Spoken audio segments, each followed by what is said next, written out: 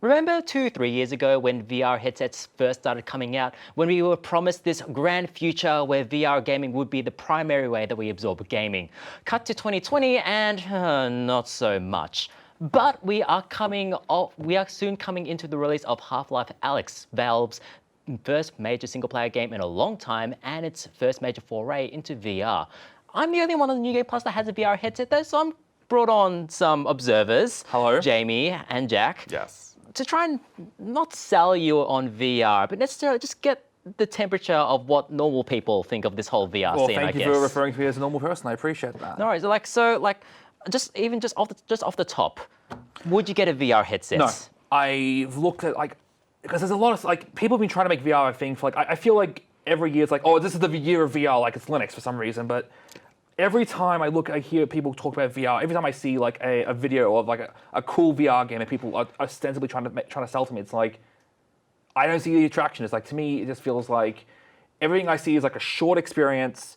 It's a gimmick. It feels more like a theme park attraction. And don't get me wrong, I love theme parks. Literally, the first batch of apps and games were just virtual roller coaster rides, Pretty so you're much. not far off the truth. No, pretty much, but it's just like I've looked at I follow everything that comes out because I want to see what people are doing, but it's like I just don't see why everything the stuff I really want, like there's a Space Shuttle 5 VR game. It's like, that's great. Why is it a VR game? Why can't I play this? Why do I need a VR headset to go play this game? Like, I do not get it. Cringe? I think it also it's a bit of a conundrum for developers that are really compelled by VR, right? Like the power of really immersing someone spatially and not wanting to spoil it by making it a more accessible experience. But I think from my perspective, getting into VR, my main experience in VR is actually being with mobile VR. So I had a Galaxy S8 and I was on Google Daydream. And so this had a lot of more, like the whole point, I wasn't, getting a gamer's VR headset. Like I wasn't getting a Vive or an Oculus. I didn't put down a crazy amount of money for this either. It was a $100 headset. And so a lot of these experiences were jump in, short, in and out, have a little bit of fun. Except for, what was that weird PS2 game that came with a vibrator? Res.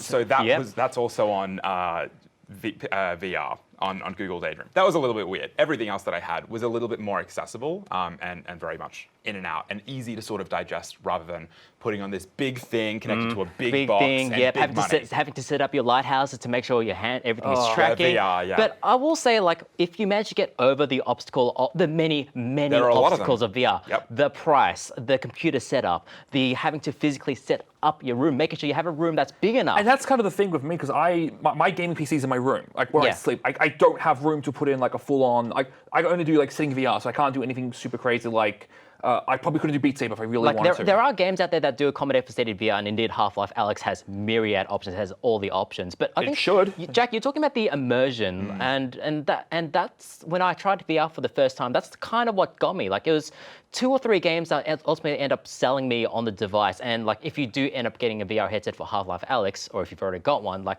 3 games that you have, if you haven't already tried, there is Super Hot VR, which is just super cool. Like time moves when you move, and so you're just in this sort of very cyber-inspired world, moving in slow motion, dodging bullets. It's just like a thrilling experience. There's Beat Saber, which you mentioned before, Jamie, which is just a rhythm game, but I would recommend that you play with modded songs added, because the songs that come with the game are not good. But if you what's called mod the song, if you get some K-pop in there, you get some Alexander Hamilton in there, it's great. The stuff they can't afford to license. Yeah. And then, weirdly enough, the app that kind of got me the most sold on VR is Google Earth. Of being able to just like visit not only sort of historical landmarks around the world, but also just have a new perspective on like locations I'm familiar with. On going back to my childhood suburb, for instance. They have a lot of pictures from like much. They basically have a timeline. It's basically just like. It's integration of Google Street View and everything over the top. And it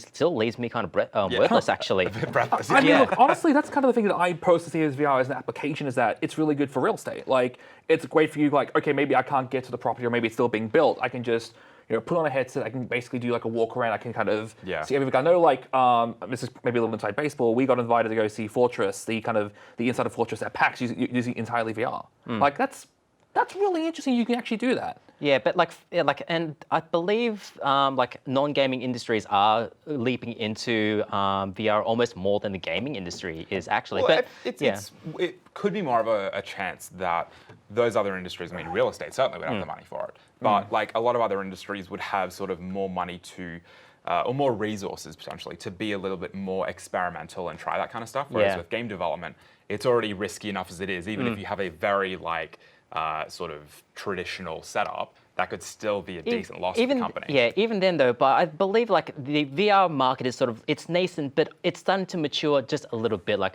at the start of the VR scene, all we saw was basically shooting galleries. It was very homogenous. I honestly feel like we're still getting a lot of shooting galleries. We're getting better though. And there was also that time where every game was a rhythm game trying to be Beat Saber clone. But nowadays, like especially in 2020, where we had the release of Boneworks and The Walking Dead: Saints and Sinners. These are games which which have much more confidence in how the player will accept VR, and they lean much heavier into physics. Yeah. And really, that seems like a major stepping stone in VR immersion. Like, look, Boneworks is maybe the one that I was maybe a little convinced of. Like, this actually does seem really interesting, but again, I don't have the money, I don't have the space, like I can't really take advantage of it. So it's like, but with Half-Life Alyx coming out, with being like seemingly the big first AAA VR game, Close enough, yeah. Yeah, and basically like the big selling point for it, like, does that compel you at all to at least give VR a go?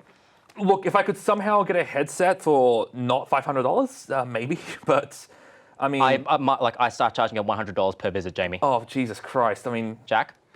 More if you want to turn the aircon on. Yeah, I mean, we've just gotten through summer, but no, not really. Like, I, first of all, haven't really got a big affinity for the Half-Life series.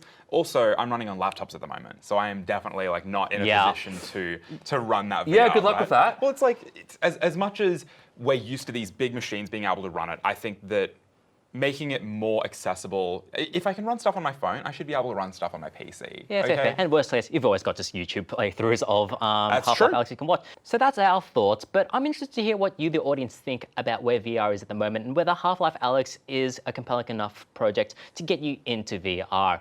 Well, I want to hear your thoughts. Just leave them in the comments or send a letter to Channel 31. Anyways, we'll be back with more New Game Plus after this.